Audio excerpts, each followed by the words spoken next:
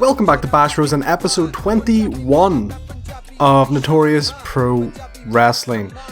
The TEW Let's Play series, we find out what exactly would happen if Conor McGregor started his own wrestling promotion. So here we are, the Thursday after the Fear No Man pay-per-view, which happened last episode. And if you haven't seen that last episode, let's go over what the card looked like and the fallout from that. So this is what happened on Fear No Man.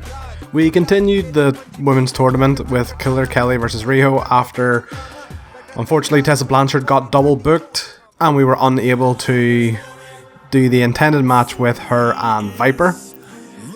Kings of the North and the Cyborg Wolves and the Filthy Generation had a three-way match amongst themselves.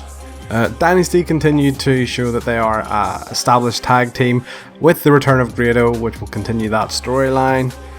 Pentagon Jr. was revealed to be the person who attacked James Storm and went on to beat him at the pay-per-view. Afterwards, though, when Pentagon went to break James's arm, aka sacrifice him to the still unknown master, Sonico returned and made the save, and in the main event, Doug Williams put his career on the line against Chris Hero, but ultimately was unable to claim the NPW title and had to retire. After the match, everyone was celebrating, giving Doug the send-off he deserves, until Chris Hero came and kicked him in the dick, proving just how much of a scumbag Chris Hero is. So that's what happened. Let's take a wee second then to look at the storyline to see what is going to happen in the future. So these are what we're looking at with the storylines. Conor McGregor versus Hero is something we've been teasing for quite a while. The retiring of Doug Williams is going to be the big catalyst that kind of kicks that off. Over the next 4 weeks, going up to the pay-per-view, we're actually going to see a slight double turn, where Conor is going to kind of become the heel, and Hero is then going to become face. The reason why I'm turning Chris is because I feel like he has kind of exhausted all the face, or top faces in the company he can challenge for the title. I need for him to become a face, so that we can start having heel competitors. So the kind of general gist of the storyline is going to be, Conor will kind of fall into... Conor is going to try and get the title taken off of Hero and become increasingly more frustrated that he can't, until he kind of just snaps and says, you know what, all those wastes of space in the back, all those would-be wrestlers, can't seem to take the title off you, but I can, I'm a real fighter, or I know I can beat you. Whereas Chris is going to be like, hold on, are you saying that, you know, MMA is better than wrestling, blah blah blah blah. Hero's, you know, like, you know what, I may not like some of the guys in the back, but I respect them because they go out there every week and put their bodies on the line. And that's kind of how that double turn would work. Kind of Conor becoming the egotistical shout bag that Conor McGregor can be, and then Chris kind of being like, no, you know what, I love wrestling, and if I may not be a good guy all the time, but I am definitely a professional wrestler. And that's kind of how that double turn is going to work. So Pentagon versus Sonico has been going on for a while. Their big blow-off match is going to be in 2 weeks' time, so that is June week 2, where they'll have their big kind of hardcore match between the two of them. The Master will not be revealed yet, that'll happen a bit further down the line, and eagle-eyed viewers may have noticed probably who is the Master if you've paid attention to some of the screens, but I'm not going to say it out loud. You'll have to wait for that. But yeah, so this feud will kind of wrap up roughly about June week 2. Grizzled Young Vets versus Kings of the North is quite a new feud. So pretty much this is the top face tag team versus the top heel tag team, which are almost going to be like the 1 and 2 seeds for the eventual tag title tournament. Wow, that's going to be fun to say when that's a regular occurrence. But yeah, I'm expecting kind of good things from this.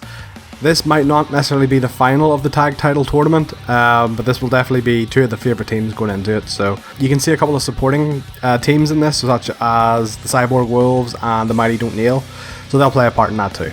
Dynasty versus Grado is obviously one of our longer running feuds, which to be fair, I've actually quite enjoyed booking. Is maybe my favourite one I've enjoyed booking, this with the McGregor Hero feud. To try and encompass all this is going to take some time, but I'll try my best. So obviously this all started with Joe Henning, or Curtis Axel at the time, facing Grado then beating Joe Henning.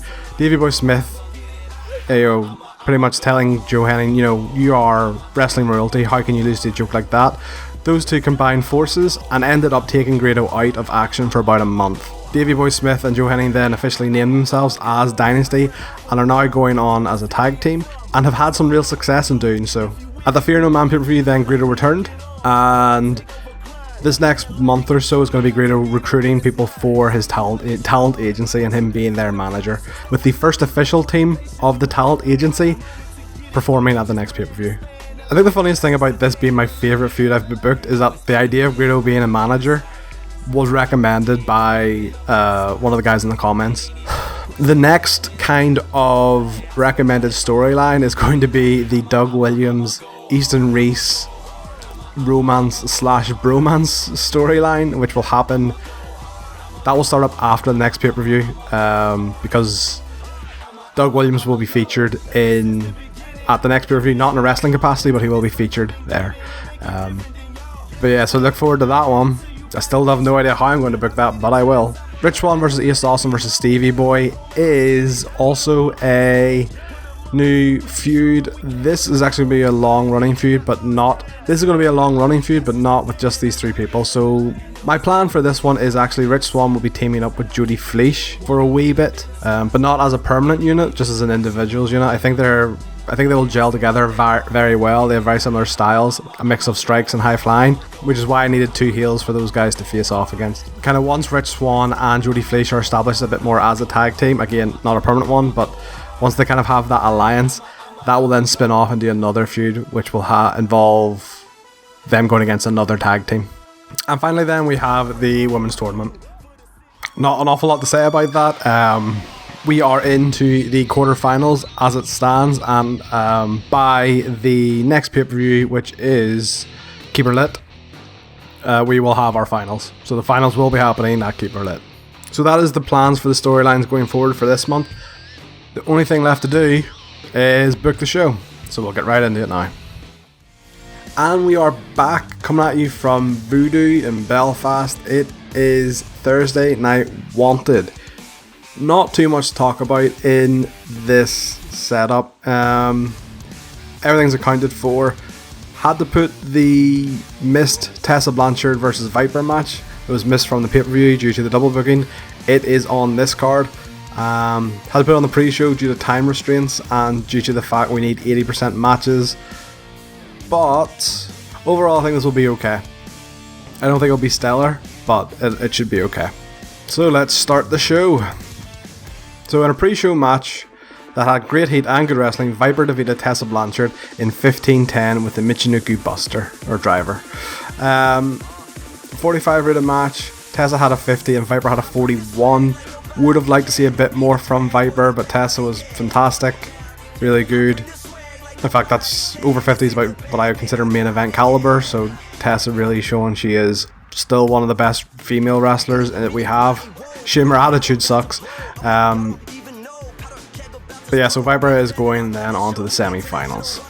After the match then we go backstage and we see Grado in his lovely new suit, because he's now a manager, trying to sign the NIC to the Grado Talent Agency. Unfortunately, they decline. 44 segment, so Grado did all the talking here, so 44 is what I was expecting. So yeah, I'm happy enough with that. Still backstage then, and the Joshis backstage are laughing as Tessa walks past them. They could be laughing at anything, but Tessa, being paranoid, believes that the Joshi wrestlers are laughing at her for losing, and so she attacks them backstage. She grabs something nearby, a pipe or a chain or a chair, and just attacks both Riho and Maki Ito. Again, this is then to continue this mini feud between Tessa and the Joshi wrestlers. 51 segment, which is good. Backstage, and we see Rich Swann speaking to the Cyborg Wolves, saying look, he appreciates that they brought him into NPW, but they clearly have two different targets in mind. He says to the Cyborg Wolves, look, you guys go, you take care of your business with Kings of the North. Me, I'm going to take on Stevie Boy. This is to give a bit of separation from the Cyborg Wolves and Rich Swann, so now that Rich Swann can go and partner up with Jody Fleisch. 45 segment, which is okay. So next up we have then a match between Sonico and Chris Adonis. So in about that good heat and decent wrestling, Sonico defeated Chris Adonis in 11:30. Chris Adonis had a performance of 30 and Sonico had a performance of 47. This is to give Sonic a bit of momentum since he's just come back, and don't really care if Chris Adonis takes a loss because he's going to be going out the door anyway. 47's good from Sonico. That's kind of upper mid-card performance where I'd be expecting him to be. But obviously Chris dragged it down a bit. Out in the ring then, and Grizzled Young Vets call out Chris Hero for his despicable actions at the pay-per-view, kicking Doug Williams in the dick during his big send-off. And Hero's like, well, if you don't like it, you can fight me. In fact, I have a partner in mind to take you two on. And it turns out to be Easton Reese, who we know has had a lot of issues with Grizzled Young Vets as of late. 56, so Chris Hero, again, proving how good he is on the mic. So we have a big fatal 4-way match. So in a bout that had fantastic heat and good wrestling, Rich Swann defeated Ace Austin, Jody Fleisch and Stevie Boy in 14:31 when Rich Swann pinned Jody Fleisch. So Ace had a 47, Jody had a 41, Rich had a 52 and Stevie Boy had a 42 with an overall segment of 45. I actually forgot to make sure that Jody wasn't the one that got pinned by Rich because I want them to kind of partner up. But it's fine. They're both faces, so it can be like, oh, good sportsmanship conduct, you pinned me. Better man won, ha ha ha. But this had the instruction of being a story-driven match, so kind of throughout the match, they would have had spots where Jody and Rich kind of team up and partner up a wee bit, and they can kind of show that they were impressing each other, just to put that in mind that, oh, they're friends and they like each other, and that's why they're going to team up down the line. So, yeah. A bit silly, I forgot to make sure that Rich Swann didn't pin Jody, but it's fine. Faces love other faces. And then our main event. So in an exceptional match, Chris Hero and Easton Reese defeated Grizzled Young Veterans in 2026 when Easton pinned Zach Gibson with a powerbomb. During the match, we also had Conor McGregor run in and attack Chris Hero. So before we get into the kind of that, let's look at the performances. So Gibson had a 55, that's main event caliber, easy. James Drake had a 50, main event caliber. Easton Reese, 52, main event caliber. And Chris Hero, 64, godlike caliber. And then the additional bonus of Grizzled Young Vets getting a tag team specialist bonus. Overall 59, which is great. Really, really good match. Good, that's like a pay-per-view quality main event match. So though I put in the instruction for McGregor to kind of attack Chris Hero, that's not, in my mind, that's not what would have happened. So pretty much what would happen is Chris Hero would have grabbed the belt and been looking to lay out one of the Grizzled Young Vets. Conor then would have got involved and took the belt off of Hero, leading to them bickering on the outside.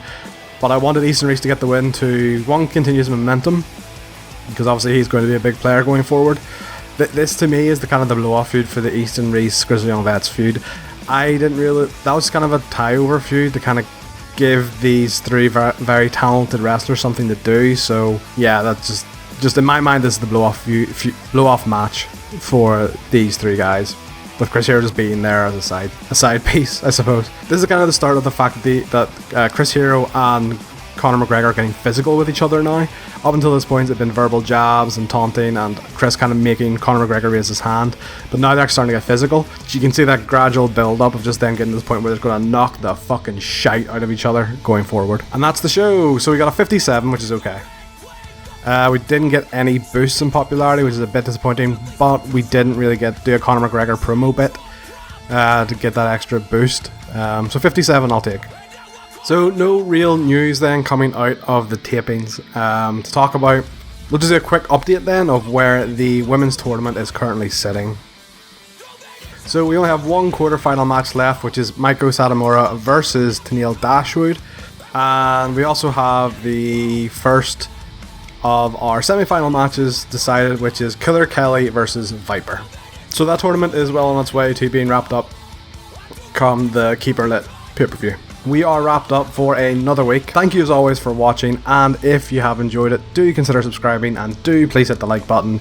And if you have any ideas at all for where any of the storylines should go, or any tag teams you want to put together, any factions you want to put together, anything at all, put them in the comments, whether it's here on YouTube, whether it's on Reddit, just slide into my DMs.